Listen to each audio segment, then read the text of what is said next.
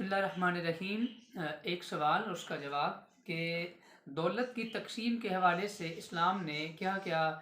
तरीक़ाकार बताए हैं, या इस्लामी निज़ाम मईशत में दौलत की तकसीम के लिए क्या है, या इस्लामी निज़ाम मईशत के अंदर इंसानों की फ़लाह के लिए या इंसानों की माशी बेहतरी के लिए इस्लाम ने क्या क्या अहकामात सादर फरमाए हैं, उस हवाले से जवाब गुजारिश कर रहा हूँ। इस्लाम ने निज़ाम मईशत की बेहतरी के लिए सबसे पहली जो चीज़ या ज़रूरी चीज़ जिस पर कुरान ने बहुत ज़्यादा ज़ोर दिया है और अहदीस मुबारक में भी आया है, वो ये है कि ज़कात का निज़ाम, यानी ज़कात का निज़ाम आप कह सकते हैं कि कुरान करीम के अंदर अल्लाह रब्बुल आलमीन ने जहाँ पर भी हुकूकुल्लाह की बात की है, जहाँ पर नमाज की बात की है, तो नमाज के साथ नमाज हुकूकुल्लाह में शामिल हो जाती है। नमाज के साथ तकरीबन जहाँ पर भी जिक्र आया है वो ज़कात का आया है। वो इसलिए कि इंसानी फ़लाह के लिए या इंसान को माशी तौर पर बेहतरी के लिए, माशरे के कमज़ोर हिस्सों के लिए या गुरबा के लिए जो तरीक़ाकार है उनकी खिदमत का, उसे ज़कात कहते हैं। आज दुनिया का जो माशी निज़ाम है वो तो ये कहता है कि भाई माशी तौर पर अगर आप बराबर चल सकते हैं तो चलें, लेकिन जो तबका गिर जाए या जो शख्स गिर जाए उसको साथ ले जाने की ज़रूरत नहीं है, उसको वहीं छोड़ें और आप अपने आप को संभालें और आगे निकल जाएं। इस्लाम इस चीज़ की नफ़ी करता है। इस्लाम कहता है कि नहीं, जो गिर जाए उसे साथ ले के चलो, असल ज़िंदगी ये है। यानी जदीद दुनिया के अंदर एक जानिब अगर इस तसव्वुर को आप लिया जाए कि दुनिया में फ़लाह का या फ़लाही रियासत का तसव्वुर बहुत अमूमी सा तसव्वुर है और दुनिया ने इसके बारे में बहुत ज़्यादा ज़ोर दिया है, तो आप देखिए कि इसकी बुनियाद भी आपको इस्लाम से ही मिलेगी। यानी पहले नंबर पे आप कह सकते हैं कि इस्लाम ने ज़कात का निज़ाम मुतारिफ़ करवाया है कि जो अमीर लोग हैं वो गुरबा के लिए अपनी दौलत में से जो मुस्तहिक लोग हैं उनके लिए एक मखसूस हिस्सा इस्लाम ने मुकर्रर कर दिया है कि वो गुरबा को दें, और वो कोई एहसान के तौर पर नहीं दें, बल्कि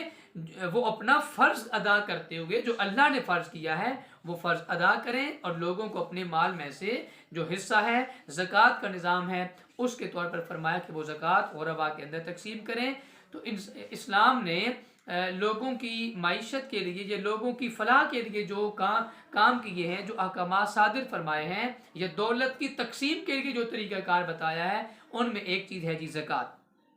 ज़कात के बाद दूसरी चीज़ है सदक़ात वाजिबा, यानी इस्लाम ने बहुत से ऐसे सदक़ात वाजिब किए हैं, मुख्तलिफ जो तरीके आ जाते हैं या मुख्तलिफ मौक़े आ जाते हैं, उनमें साहिब निसाब लोगों पर मसलन उश्र का निज़ाम है, फिर सदका फ़ितर का निज़ाम है, फिर सदक़ात नाफिला हैं। सदक़ात वाजिबा के बाद आगे वो आ जाते हैं कि वो अल्लाह की राह में गुरबा को, मुस्तहिक लोगों को दिए जाएँ, ताकि माशरे के जो कमज़ोर हिस्से हैं उनको भी साथ चलाया जा सके और उनकी बेहतरी के लिए भी काम किया जा सके। फिर इसी तरह जो अहम तरीन चीज़ है वो है आपकी कानून विरासत,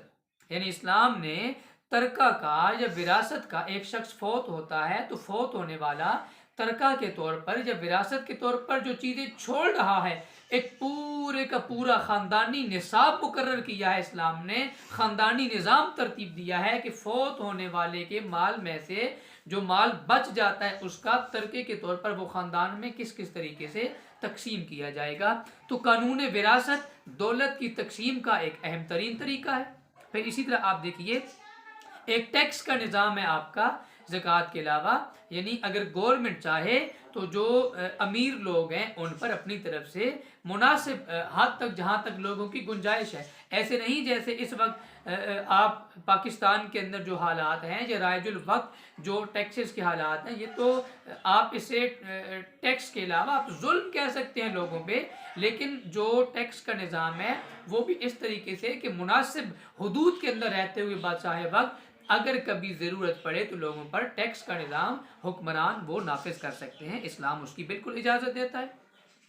फिर इसी तरह आप देखिए ज़रूरत से ज़्यादा माल अल्लाह की राह में, अल-अफ़्व जिसे कहते हैं, लोगों को ज़रूरत से ज़्यादा माल अल्लाह की राह में ख़र्च करने का, इसका तसव्वुर बिल्कुल इस्लाम में मिलता है। تو یہ تمام کی تمام وہ چیزیں ہیں، اسلام کا وہ دولت کی تقسیم کا وہ عمل ہے، یہ اسلام کا وہ نظام ہے جس کے بارے میں اسلام ہماری رہنمائی کرتا ہے، اور اسلام ہمیں بتاتا ہے کہ دولت جو اللہ نے تمہیں دی ہے اس پہ صرف تمہارا حق نہیں ہے، بلکہ جو کمزور لوگ ہیں، تمہارے ساتھ جڑے ہوئے لوگ ہیں، تمہاری سوسائٹی کا حصہ ہیں، جو کمزور اور غریب لوگ ہیں، ان کا جو تم پر حق ہے، تو تمہاری دولت کی تقسیم اس طرح ان لوگوں کے اندر ہو جانی چاہیے۔ یہ اسلام نے دولت کی تقسیم کا جو مناسب اور بہترین نظام بتایا ہے ہمیں، جس سے معاشرہ فلاحی معاشرہ بنتا ہے اور لوگوں کی معاشی طور پر خدمات کی جاتی ہیں، لوگوں کو ساتھ لے کر چلا جاتا ہے، یہ اسلام کا معاشی نظام ہے۔ گزارش ہے کہ اللہ رب العالمین مجھ اور آپ کو اپنے مسلمان بھائیوں کی خدمات کے لیے کوشش کرنے کی، معاشی طور پر، جسمانی طور پر، ذہنی طور پر، ہر طریقے سے جو ہمارے بس میں ہے کوشش کرنے کی توفیق عطا فرمائے، معاشرے کے کمزور طبقوں کو اپنے ساتھ کھڑا کرنے کی، اور اللہ کریم ہماری جملہ عبادات کو اپنی بارگاہ میں قبول و منظور فرمائے۔ ملتے ہیں ایک اگلی ویڈیو کے اندر، اجازت دیجیے، اللہ حافظ۔